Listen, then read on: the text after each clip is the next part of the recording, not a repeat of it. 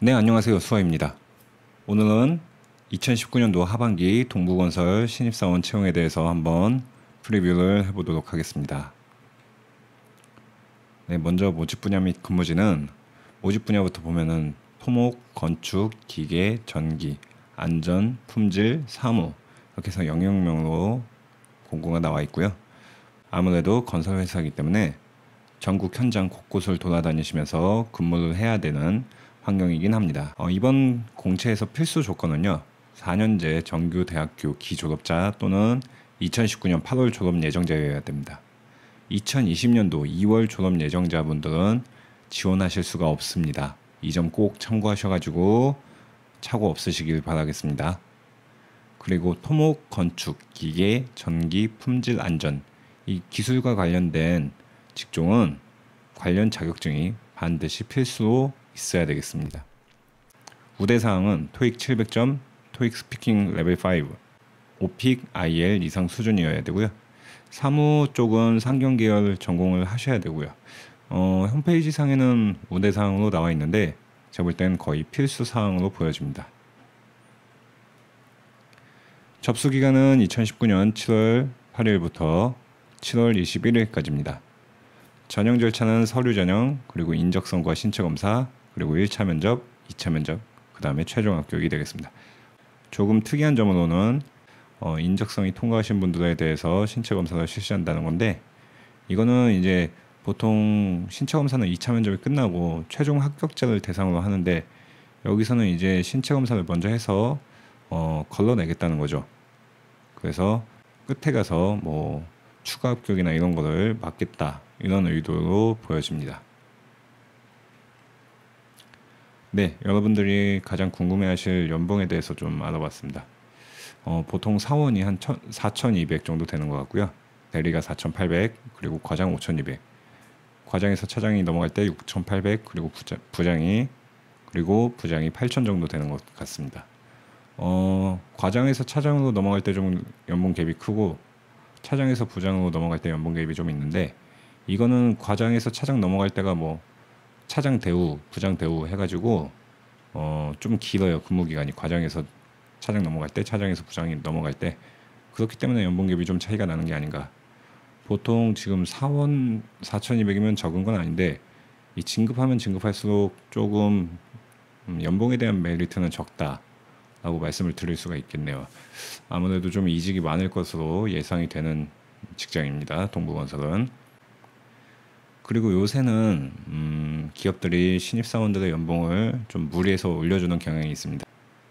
아무래도 좋은 인재들이 기업에 들어오게 하기 위해서는 신입사원 초봉을 좀 올려야 돼요. 그렇게 하려면 대리나 과장 이런 쪽을 연봉을 좀 많이 못 올려주게 되죠. 그렇기 때문에 연봉 차이가 크게 나지 않는 편이다라고 설명을 드릴 수가 있겠네요. 제가 여기는 좀 직원 현황을 좀 파악을 해봤습니다. 왜 파악을 해봤냐면 여성의 비율이 너무 작더라고요. 이 토목 사업 같은 경우에는 전체 한 2%도 안 되고 건축은 전체 한 7% 그리고 지원 쪽조차도 전체 남자 여자 합쳐서 130명 중에 23명이면 엄청 적은 숫자라고 볼 수가 있겠죠. 이렇기 때문에 여성분들은 조금 이 회사는 좀 패스하시는 게 좋지 않나. 뭐 원체 토목이나 건축은 좀 원래 여성 인프라가 적은 거 아닌가요? 라고 말씀을 하실 수가 있는데 그래도 그렇지 지원 쪽에는 조금 여성들이 좀 있어야 되는 거 아닌가 라는 생각을 하는데 아무래도 여성 쪽에 조금 대우가 안 좋은 회사가 아닌가 그런 생각이 좀 들고 있습니다. 물론 개인적인 견해이기 때문에 판단은 여러분들께서 직접 하셔야 됩니다. 다음은 동부건설 자소서 항목입니다. 동부건설에 지원한 동기와 입사 후 포부 그리고 성장 과정과 삶의 가치관 그리고 지원 직무를 수행함에 있어서 가장 필요한 역량이 무엇이고 해당 역량을 갖추기 위하여 어떤 노력을 했는지 그리고 창의 열정 신뢰 중 한 가지 키워드를 선택하여 해당 가치를 실현한 경험에 대해서 한번 물어보고 있습니다. 모두 700자이네고요.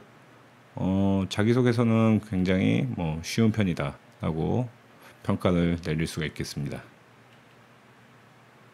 동부건설의 인재상은 이 세 가지입니다. 기본에 충실한 인재, 열정적으로 도전하는 인재, 주인 의식을 가진 인재. 아무래도 이런 것들을 좀 자소서에 녹여 내리시는 게 합격의 가장 중요한 기준이 될 수 있다라고 설명을 드릴 수가 있습니다. 자, 동부건설이 시장에서 어느 정도 위치에 있는지 좀 보여드리겠습니다. 이 건설사의 이제 준공 능력, 시공 능력에 대해서 이제 국토교통부에서 평가한 자료인데요. 동부건설은 지금 36위에 위치해 있습니다. 굉장히 중소건설사, 예전 같은 명성은 많이 없어졌어요. 지금은 중소건설사로서 뭐 간간히 연명하고 있다, 이렇게 판단을 할 수가 있겠습니다.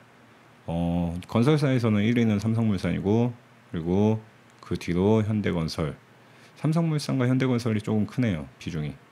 그리고 뭐 한 10위까지 정도 보면은 저희가 좋아하는 아파트나 뭐 건설사 이름들이 보이고요. 11위가 한화건설, 반도건설 해가지고 쭉 나오는데, 동부건설은 조금 뒤에 있다는 거. 여기도 이제 여러분들이 제가 생각했을 땐 무조건적으로 입사 지원을 하는 게 아니라 이 기업을 평가를 하고 들어가야 된다고 저는 생각을 해요.